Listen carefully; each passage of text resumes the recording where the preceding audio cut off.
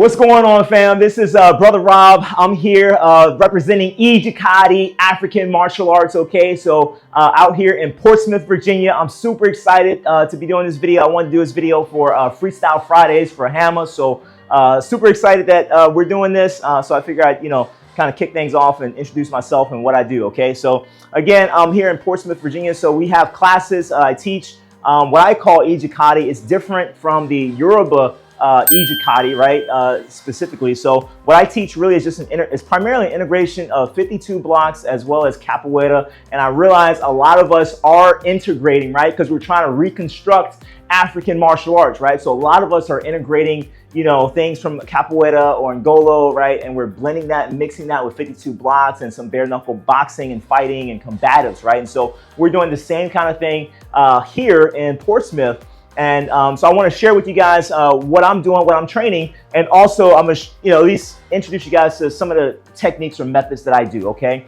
One thing about what we do in Ejikadi and African martial arts, and our form of it, is we are Pan-Afrikan, right? Meaning that we are focused on the unity of African people, right? We use martial arts, particularly African martial arts, as a means to transmit culture, right? To restore our Black cultural identity before slavery and colonialism. That's what it means for us. So martial art is a vehicle, is a means to transmit culture and identity. It's not just kicking and punching, okay? So I gotta let you guys know that, because that's a big part of what we do and what we teach in our school, okay?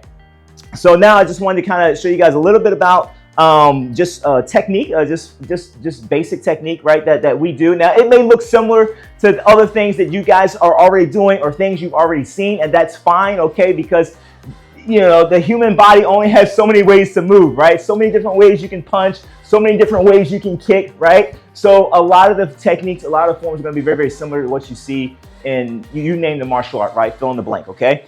But in terms of Ejikadi, our big focus is on footwork, right? Is on footwork. And generally in African martial arts, right, we focus heavily on footwork, moving, dodging, and defense, okay? And there's no difference in Ejikadi, okay? Footwork being important because as African people, it is very important that we have a connection to the earth, right? That we're rooted in the ground, we're rooted in the earth, and we keep and form that connection. We understand that power comes from the ground, how we generate power, all that comes from the earth. So it's very important to have that connection to the earth, to the ground that's under our feet, okay? So footwork is important, right? So I'm gonna show you two things in footwork, okay? One is a way that we use to move our head, right? In terms of head movement, right? So I'll show you guys this from a left lead, right? So normally in boxing, you might use a slip, right? We're kind of slipping, moving our head offline, and there's different ways to do a slip, okay?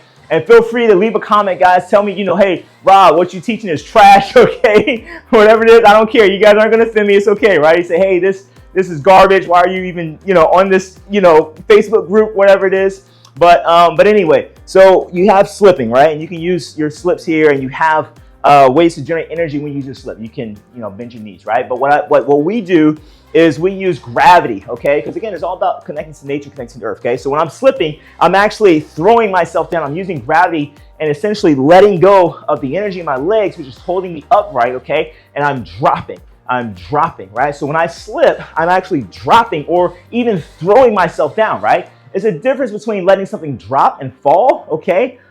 Moving it down or throwing it down, okay? If you really want to move your head off the line of attack, right? Off the line of attack, it helps if you can throw yourself down, right? So I call this a snap, right? So I'm snapping myself down. And a lot of times with this, I'm actually gonna move my rear foot back, especially if I wanna stay close, right? So if I'm slipping my partner's or opponent's lead punch here, right? I may drop, right? So I'm moving this foot back, which a wider stance, wider base, lowers your center of gravity naturally. Now, obviously you don't wanna always stay here with a low center of gravity. My weight is forward, meaning that my weight is over my front leg here, okay? So it's easier to move my rear leg, my back leg, if my weight's on my front leg, right? Obviously if my weight's on my back leg, if I slip, somehow the other way, it's harder to move this foot, okay? So I want to slip close, weight on front legs. So I want to be close enough to be able to counter, reach, and punch my opponent, okay? So I use this snap, right? Snapping footwork, okay? And I use everything I do in Ejikadi when I teach is Jenga in terms of footwork, right? All our footwork is Jenga. I don't care if it's the traditional Jenga here, right? But either way, however I move my feet, that is Jenga, okay, for us, okay? I understand Jenga means sway, and that's fine. I'm not a capoeira guy, okay? But I do integrate a lot of footwork from capoeira, right? Because it makes sense, okay? So anyway, so I'm snapping here, moving my head off line, keeping the hands up, okay? The second foot, and that's just moving your head, right? Moving your head, dropping, throwing yourself down to get your head off the line, okay? Off the line, it's the line of attack. Move and you're dipping, so you're lowering your level here and sitting your foot back to help lower yourself down as well, okay? Now, the last thing I'm gonna show you guys, really, that what I teach is something called a sweep step, okay? Sweeping, right? It's just like you take a broom and you're sweeping, okay? I'm using this sweeping for many different reasons, okay? In terms of footwork, okay? You've seen this before, okay? This is not different than things you've probably already seen or maybe you already do, okay? You can use this sweeping motion to send yourself back, okay?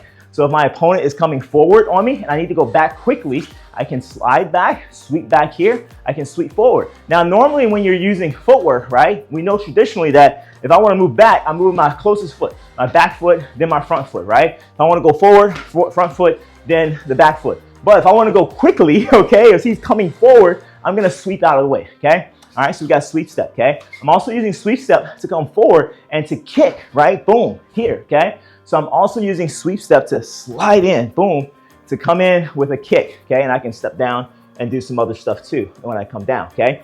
Now, what I want to show you guys is sweep step in relation to a snap, okay? The snapping that I just showed you, okay? So in this case, I'm going to switch leads here, okay? And do switch from orthodox, okay? Because again, in what I teach, we fight both leads, right? Because if I'm doing a Jinga, right, I'm doing it from left, right, orthodox, or southpaw, okay? So from orthodox here, if he's throwing his rear hand, okay, and I'm able to snap, okay, off the line here, hands are up, and hopefully I'll successfully get the punch over my shoulder, okay? I'm going to use this sweep step, okay, to go in this direction, okay, to follow up, right? Because I don't want to, maybe I'm out of range, and I can't counter as much as I want to get close to him, okay? So I'm going to take my rear foot, slide it up, okay? That's your sweep step, right? However, you also will be able to now switch your hips, okay? It's the same footwork. Footwork is the same, right? Okay, I'm here. I'm still in an orthodox, right?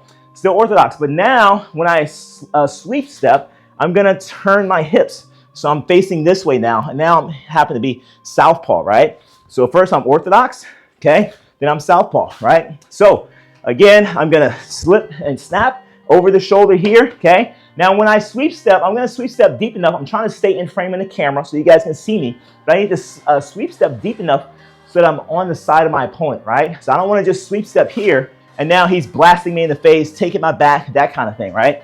So once I'm here and I slip, okay, I want to go all the way to the side here, all the way to the angle. And if I can check his other arm here, all the better, okay? Because he will be retracting his punch at that point, right? Because he just threw his cross or his rear punch, right? So from here, you've already switched your hips. Now you're in southpaw, right? So now this is all gravy, all right here, okay? Just off that sweep step, okay? Just from here, again, orthodox, okay?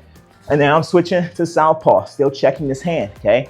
And you can sweep step again, okay? It's a little bit different, but I can still sweep step again, okay? And come back to orthodox and continue attacking the side, forcing him to turn, okay? Anyway, that's just a quick sample of what I teach. I need you guys to subscribe to my YouTube channel, okay? I'm trying to grow on YouTube like everybody else, right? It's a struggle. So I appreciate y'all guys' support. Love HAMAA, love what you guys are doing. And it's an awesome group, awesome Facebook group. But that's what I'm doing out here in Portsmouth, Virginia. And again, help me out. Give me some subscribes on the good old YouTube. All right, appreciate you guys. Later.